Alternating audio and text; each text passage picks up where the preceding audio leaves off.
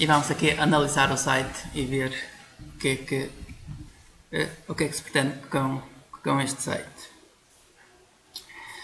Ora bem, quando se cria um sítio web, geralmente o sítio tem muitas páginas. Portanto, neste momento temos aqui a página principal, já temos aqui a página principal, temos aqui algumas imagens, um menu.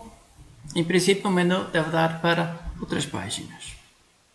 Ora bem, à medida que o site vai crescendo, o que acontece? Vai-se criando novos estilos para a página. Portanto, inicialmente começa-se por configurar as marcas HTML normais, o H1, o H2, o parágrafo, o body, começa a configurar essas marcas normais e depois começam-se a criar os estilos próprios, estilos para menus, estilos para diversas áreas, que vão aparecer aqui no sítio ou aqui em algumas das páginas. Ora bem, à medida que o site vai crescendo e que vai sofrendo alterações, o que acontece? Portanto, vai aumentando o CSS. Portanto, o CSS é uma coisa que geralmente aumenta sempre, não diminui. Portanto, há ali um problema que a pessoa tem dificuldade em diminuir o CSS. Ora bem, isto porquê? Porque sempre que é necessário criar um novo elemento, então cria-se um novo estilo, ou uma nova classe com um novo estilo, e depois, quando a pessoa quiser alterar os estilos todos, tem que rever tudo. Ora bem, ainda não há assim muitas ferramentas para verificar, por exemplo, se dois ficheiros de estilo se são compatíveis ou não.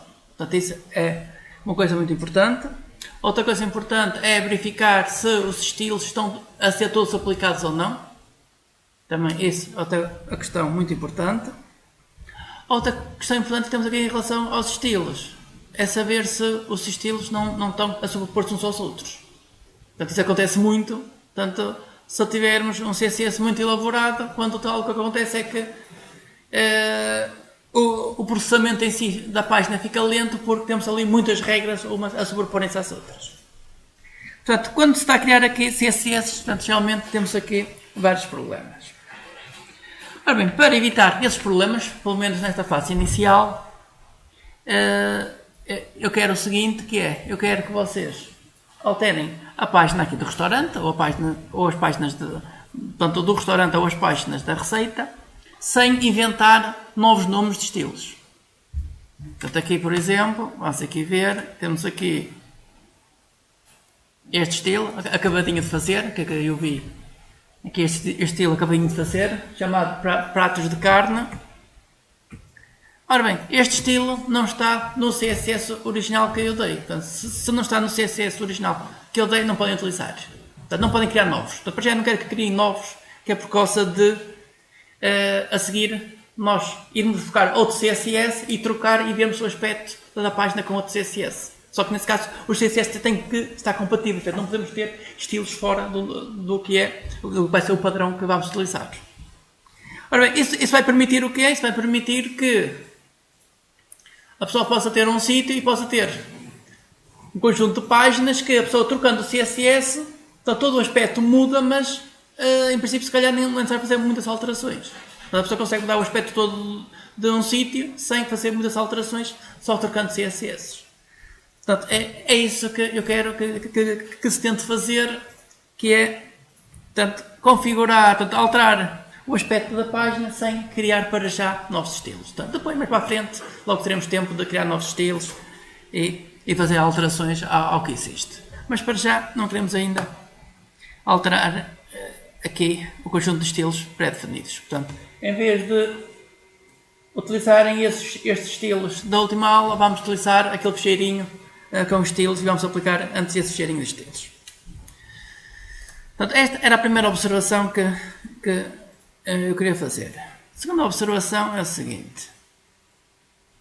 As máquinas de procura, portanto, à medida que vamos avançando, eu vou sempre entrando aqui com um bocadinho do Search Engine Optimization, portanto, a otimização de um sítio para máquinas de procura. Portanto, isso é um tema recorrente que vai aparecer sempre aqui. E então que as máquinas de procura requerem que os sítios sejam rápidos. Portanto, para um sítio ser rápido, Portanto, tem que, em princípio, ter poucos elementos, os elementos que têm que estar eficientes. Portanto, há um conjunto muito grande de regras que geralmente se pretende que os sítios obedeçam a esse conjunto de regras. Ora, e para isso utilizam-se muitas ferramentas. A primeira ferramenta que eu vou utilizar e que vamos utilizar aqui nesta aula é esta aqui. GTmetrix. Portanto, gtmetrix.com. Vamos utilizar esta ferramenta e vamos ver o que é que a ferramenta vai dizer, por exemplo, aqui em relação a esta página. Portanto, isto.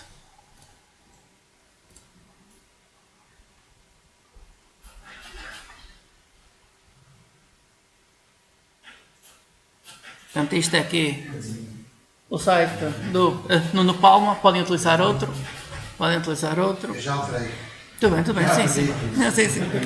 Ok. Não, mas é assim, mas até assim, eu para já até queria isto só para mostrar aqui algumas coisas, mas eu tenho aqui o resultado desta página, só para mostrar aqui algumas coisas.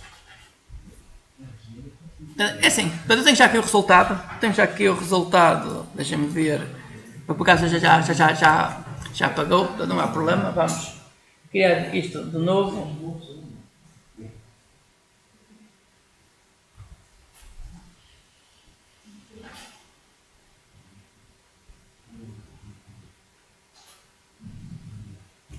Ok, é assim, neste momento, como na verdade temos um CSS mínimo, a página em si tem poucos elementos, portanto isto acaba por ter aqui uns valores grandes. Portanto, a cotação que temos aqui em relação a esta página é grande.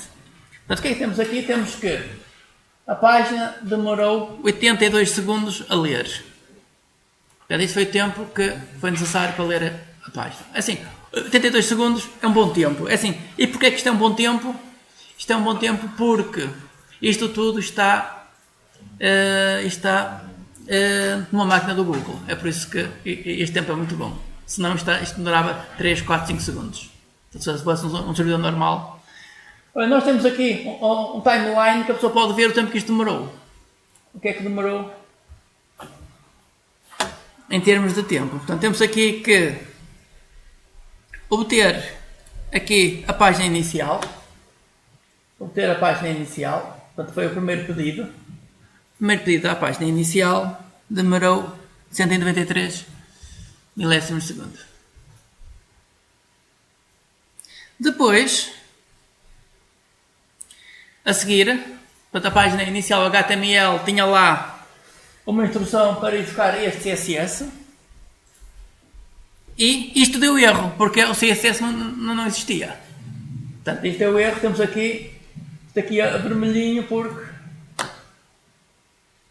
portanto, temos aqui a informação de que portanto, isto foi pedido.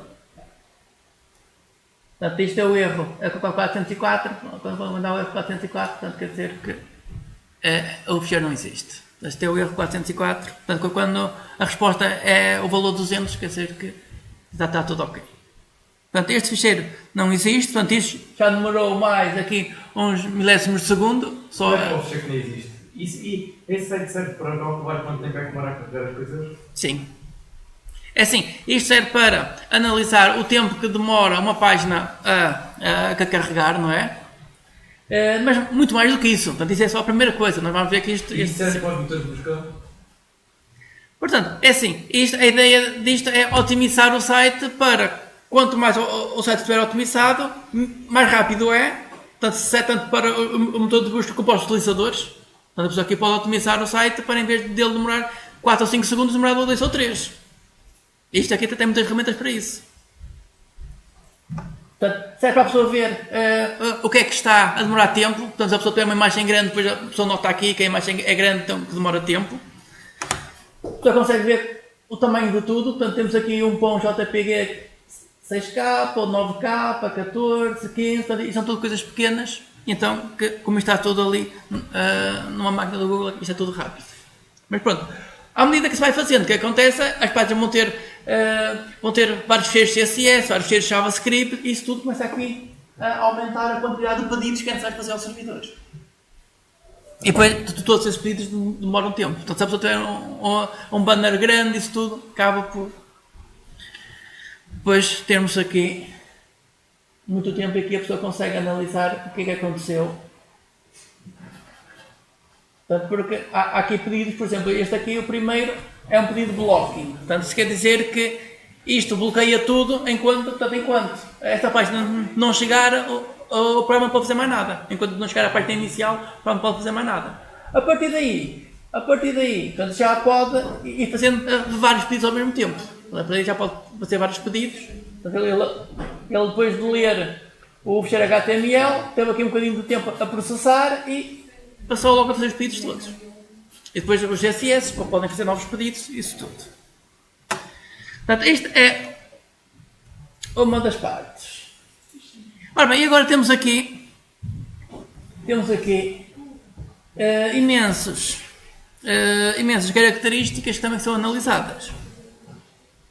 Por exemplo, diminuir o HTML. Portanto, isto está para reduzir a 7%, por exemplo.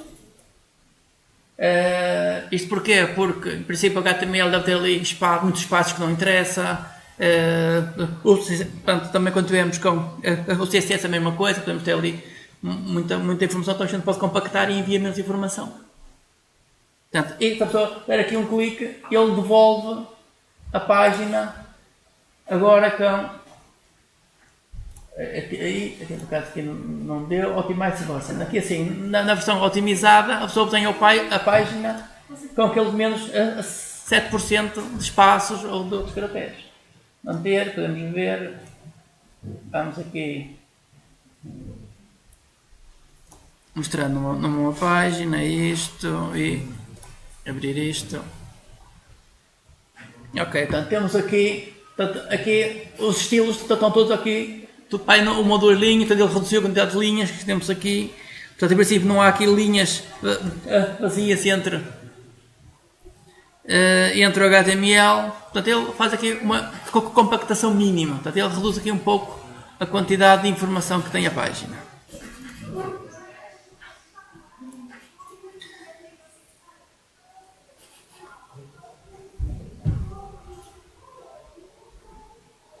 É assim, neste momento, portanto, ainda não há aqui muita coisa que seja importante. Portanto, para já, como está tudo pequeno, é assim, há a possibilidade de otimizar as imagens, por exemplo, e a pessoa aqui pode obter as imagens otimizadas. Portanto, isto ele reduz um bocadinho a qualidade, portanto, consegue otimizar. Portanto, ou seja, é um site ideal, tem tudo isso a ver, não? Portanto, é assim, este site ajuda muito, portanto, tem aqui muitas ferramentas que ajudam muito a que depois a pessoa consiga otimizar o site e que as coisas fiquem mais rápidas. Porque hoje em dia os utilizadores têm um tablet, têm um telemóvel, quando veem os sites com muitos dispositivos diferentes, a gente quer que ele seja rápido. Se quer que ele seja rápido, tem que otimizar. E então já tem aqui muitas ferramentas que permitem isso. Ok? Dúvidas? É assim, nós depois havemos voltar a este site aqui mais para a frente. Portanto, isto permite aqui a pessoa obter um PDF com o resultado disto tudo, full report.